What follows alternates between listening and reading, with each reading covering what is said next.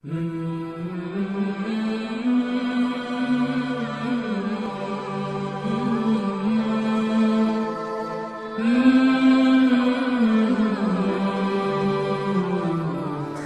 عليكم ورحمة الله تعالى وبركاته.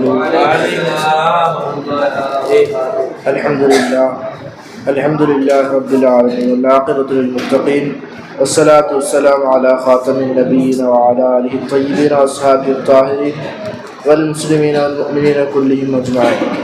أما بعد فقد قال الله تعالى في كلامه القديم والفرقان المجيد بعد أعوذ بالله من الشيطان الرجيم بسم الله الرحمن الرحيم الله ولي الذين آمنوا صدق الله العلي العظيم.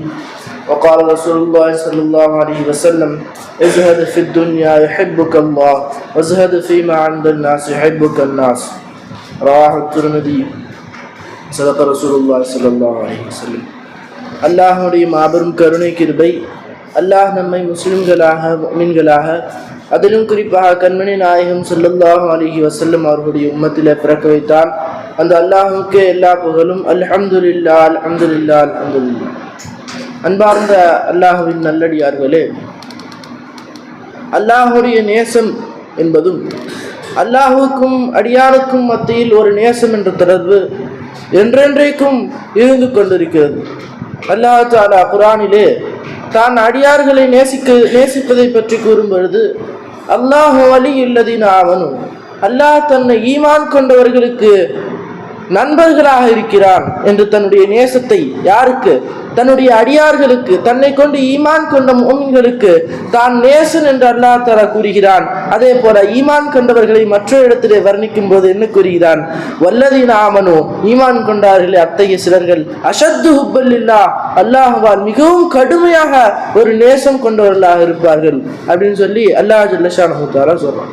இப்போ இப்படியாப்பட்ட ஒரு அல்லாஹ்வுடைய நேசத்தை பல்வேறு முறையில் அடையவும் முடியும். அவ்வாறு அடைந்தவர்களுக்கு பல அடையாளங்களை அல்லாஹும் ரசூலும் நமக்கு காட்டி கொடுத்திருக்கிறார்கள். அதில் சிலதை இன்ஷா அல்லாஹ் இன்னைக்கு சொல்றேன். முதலாவது, நம்ம உலகத்துல அல்லாஹுக்காக வேண்டி வாழ்ந்து கொண்டு போவது, இந்த உலகத்துல பற்றற்ற தன்மையுடன் இருப்பது. அதுதான் ரசூல் ஸல்லல்லாஹு அலைஹி வஸல்லம் சொல்றாங்க. ஸஹல் பின் ஸஅத் ரலியல்லாஹு அன்ஹு அவர்கள் அறிவிக்கிறாங்க, திருமதியில் இந்த ஹதீஸ் வருது, இஸ்ஹது ஃபித் துன்யா யுஹிப்புக்கல்லாஹ், நீ இந்த உலகத்தை நீ துறந்து விடு, யுஹிப்புக்கல்லாஹ், அல்லாஹ் உன்னை நேசித்து விடுவான், வஸஹது ஃபீமா இந்தன்னாஸ், மக்களிடத்திலே உள்ள பொருள்களையும் செல்வங்களையும் நீ துறந்து விடு, யுஹிப்புக்கன் நாஸ், மக்களை உன்னை நேசிப்பார்கள் என்று அல்லாஹ் தஆலா தன்னை நேசிப்பதற்கான ஒரு சிறந்த வழியை கண்மணி நாயகம் ஸல்லல்லாஹு அலைஹி வஸல்லம் அவர்கள் காட்டி கொடுக்கிறார்கள். அதே போன்று நாம் எவ்வாறு அல்லாஹ்வை நேசிப்பதற்கு நாம் இந்த உலகத்தை துறப்போமோ அதே போன்று இரண்டாவதாக நாம் மக்களை நேசித்தால் அல்லாஹ் ஜல்ல ஷானஹு தஆலா நம்மை நேசிப்பான்.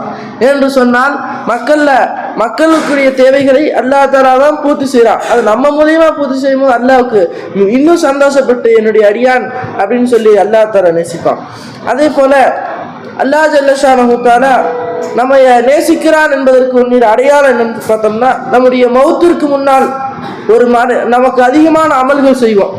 அதாவது வாழக்கூடிய நிமிடங்களை ஒவ்வொன்றையும் நாம் பொன் போன்று நாம் பார்ப்போம்.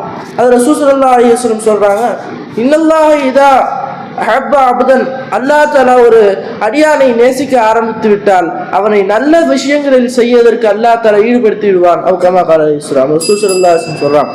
இதே போன்று நாம் மறைவான நேரத்திலே அல்லாஹ் தஆலாவை அமல் செய்தால் அதையும் அல்லாஹ் தஆலா நேசிக்கிறான்.